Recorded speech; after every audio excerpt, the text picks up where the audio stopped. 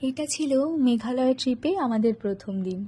এত সুন্দর একটা ভিউয়ের সাথে আমরা আমাদের সকালটা শুরু করেছিলাম। এই দেখো মেঘগুলো কি সুন্দর ভেসে চলেছে। এবার তাড়াতাড়ি করে ব্রেকফাস্ট সেরে আমাদের বেরোতে হবে।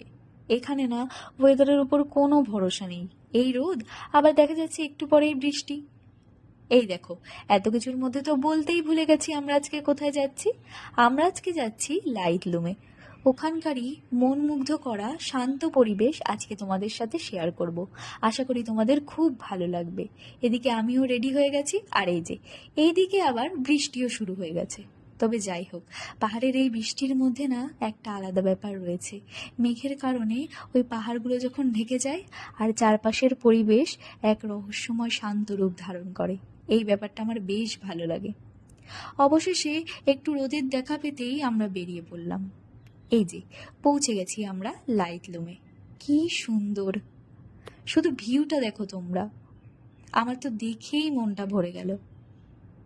আমি ঠিকঠাক ক্যাপচার করতে পারিনি, কিন্তু বিশ্বাস করো সামনাসামনি দেখলে চোখ ফেরাতে পারবে না।